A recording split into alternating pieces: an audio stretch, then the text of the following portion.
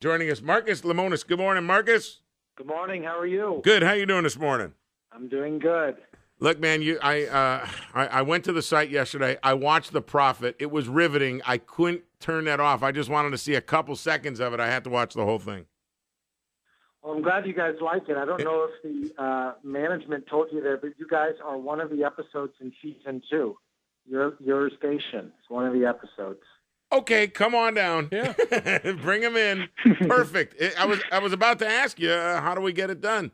Now I want to explain to everybody who you are and what The Prophet is. So, well, I'll let you do that, I guess. I want to hear your rendition. My rendition, and here's a guy who started off, worked his ass off, and built up the I guess camping world, right? That was your big deal, right? Yeah. Okay. You've seen him on The Apprentice, and then the show I watched yesterday. He goes in, and this is The Prophet. He went into this place. It was called Car Cash? Yeah. Okay. Goes in there, takes a place that's been around since 1977. These two brothers. He goes in, the father started the business. He goes in, changes the entire place. And while I'm watching this show, I'm going, all right, let me see how good this guy really is. So I go to carcash.com, and between the time he got there till now, how many different locations do we have around the country? 70 now. Dude, this guy is Holy cow. You are a visionary. He's a family friend of Lee Iacocca. Okay. I mean, car mobile. But I mean, you're talking about a vision. I didn't get it when you said it. Just like the brothers I didn't see get this hole-in-the-wall place making it. It was amazing. Well, guys, you know what? One of the interesting things that we're finding, and, we ended up doing 6 episodes this year, and one of the things that we're finding is that small businesses, as you guys know, are really the backbone of this country, and it employs over 90% of the entire workforce. And, some people that may sound like a soundbite or some sort of scripted statement, but look, the reality of it is that, every business in America today that's big started as a small business. And when the economy went on the skids in 2008 and 2009, I don't know about you guys, but I mean, I was scared for my life, and so was everybody else. And when we saw the unemployment number explode, a lot of that was small businesses closing, and they closed at a very fast pace. And, lots of news programs, lots of television stations, lots of newspapers dedicated to, what's happening at JCPenney or what's happening at Best Buy or whatever, and not enough attention is being paid to what's happening to everyday people that work in a small business or own a small business. And that's really the premise of the show. Well, how did you come up to, you know what I'm saying? How did you know that you had this in you, this ability to do what you do? I always liked being an entrepreneur. I always laugh about it. When I was 12, no joking aside, I started a little lawn business, and I had 10 kids working for me, and was making money then. And then I was 13 or 14. I started I call myself a candy dealer. I used to buy candy at the 7-Eleven and resell it at school. And what I liked about it was that the art of the deal, and the art of kind of watching the money turn. I'm not as focused on just making money as people think I am, but I am focused on the deal and the fun of it and the excitement. And, it's a little bit like a rush, to be honest. Well, I think when you had said in the show, you had talked about the fact that it's the 3 Ps, the people, the process, and the product. So it sounds to me like the process to you is I know all 3 elements are key, but the process to you seems like the big one. Actually, it doesn't. The biggest one for me is the people side of things. And, you can find a business, any business that's got good process and good product. And if they have crappy people, it's just crappy people. And the opposite is the case. If you have great people, like at your station, you guys have great people, you can afford to have a slip in your process or an average product, and people will make up the difference. They'll make up the gap. You think about it in sports, it's the same way.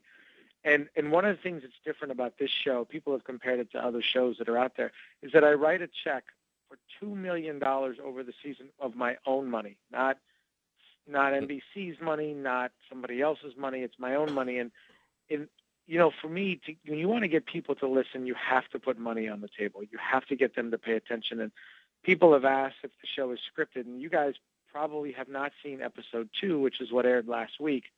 But in No. episode 2, I lost $150,000 in a blink of an eye. I was about to say you can't make money on all these. Okay, that I will watch episode 2. Episode 2 is really, really different. It's a big twist. What I don't want to give it away, but I mean it's already aired, so you can kind of say, right? Yeah. What happened? What was that? So what happens is I go into a high-end flower and gift shop in Pasadena, California. I bust my fanny for over 2 weeks, and I spend about $150,000. And in the end, the son of the owner passed away, and some people will call him a mama's boy. I don't know if that's necessarily accurate, but he at the end of the show, he tells me within 4 minutes to go on the show, I'm not doing the deal. Well, why not? Well, you didn't do anything here. Well, everybody else saw me do something, and we had a handshake deal. So it's a little bit about the power of the handshake in today's business world. And I think in this country we've gotten way too focused on everything's got to be a legal document. It does, but when you shake somebody's hand, it's got to mean something. And in this episode, you'll find out that to some people it doesn't mean anything anymore. You know what? If it wasn't 1:30 in the morning when I watched the other episode, I would have watched episode 2 as well, and I will watch it.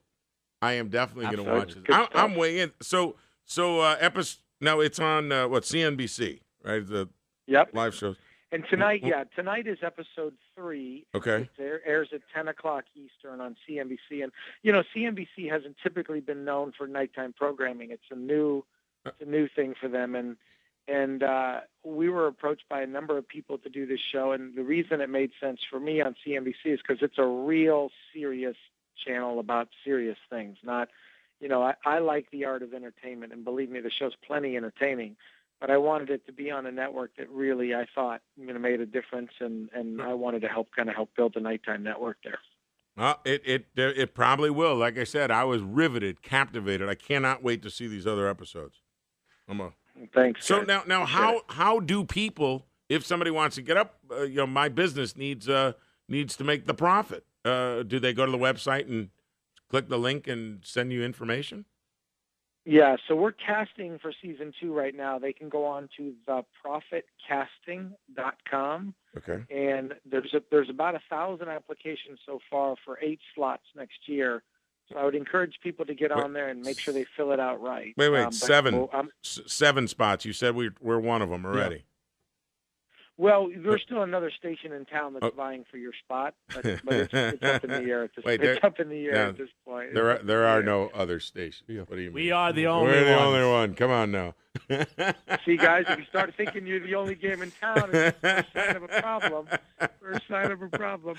But yeah, so it's been an interesting. It's been a lot of my time. It took us 4 months to film it, and I wish that there were parts of it that were scripted because the outcomes would have come out, very differently. And as I told you, episode 2 was a good example. But people should watch it. If you work in a small business, you'll see people that you either work for or should work for or shouldn't work for.